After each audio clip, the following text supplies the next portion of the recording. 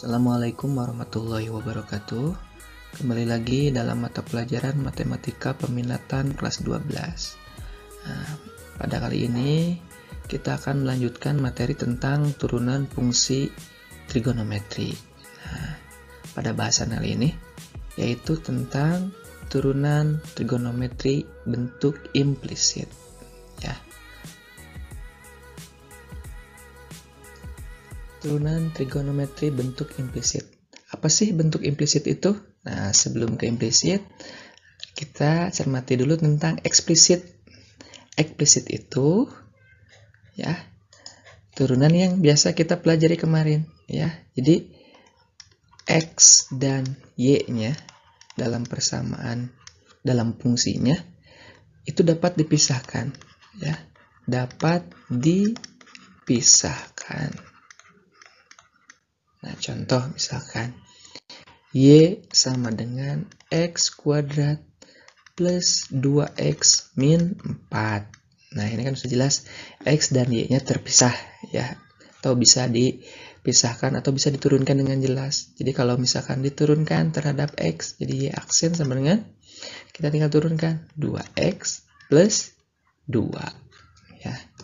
Sekarang apa sih bedanya dengan implisit? Nah, kalau implisit berarti kebalikannya dari eksplisit, yaitu X dan Y-nya tidak dapat dipisahkan. Ya.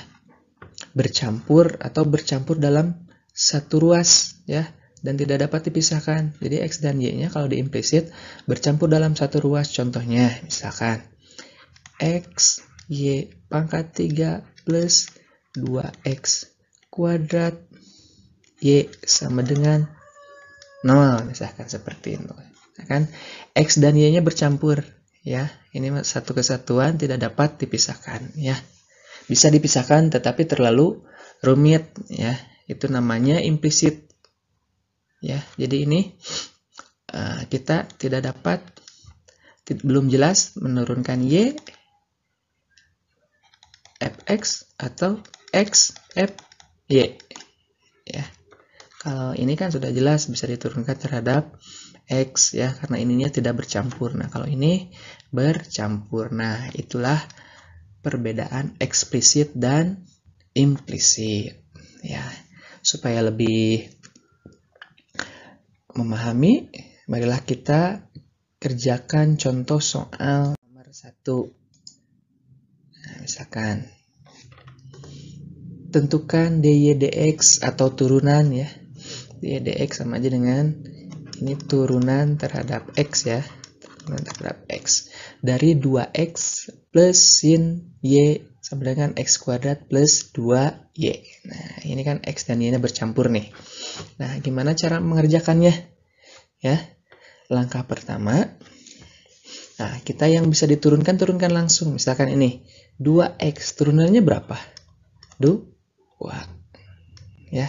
Terus apa lagi? Nah, ini x kuadrat, turunannya 2x, pangkatnya turun ke depan 2x. Nah, gimana yang ada y-nya? Nah, ini kan diturunkannya terhadap x. Nah, sedangkan ini ada variabel y-nya ya.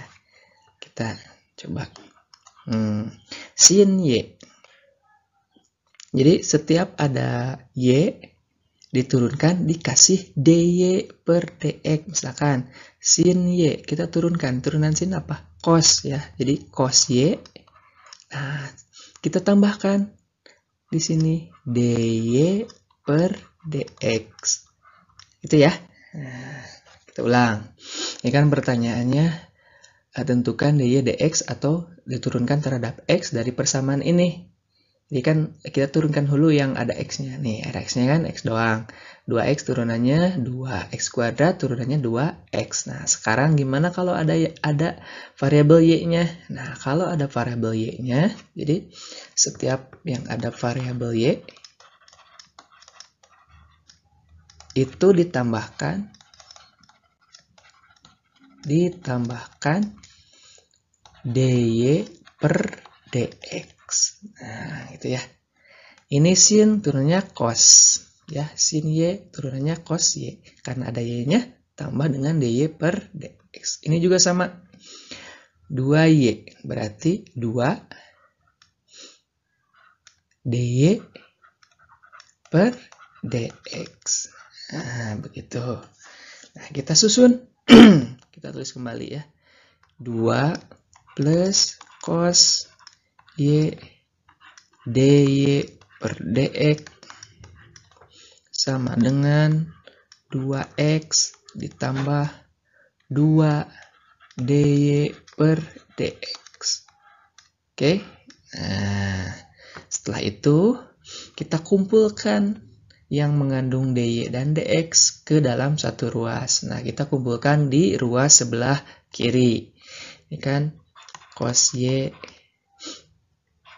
dy dx. Nah, ya, yang ada dy dx mana lagi? Ini kan yang ada dy dx nih, 1. Nah, 2. Ini pindahkan. Sini lihat. Sini tandanya plus. Nah, kalau pindah berarti jadi negatif. Sini negatif. 2 dy per dx sama dengan, ini tetap 2x. Nah, yang ini pindah nih. Kedua, pindah jadi negatif 2. Nah, pertanyaannya kan kita mencari dy per dx. Ya. Nah, ini kita gabungkan. Ya. Jadi dy per dx dalam kurung, ini kan cos y, tulis di sini cos y.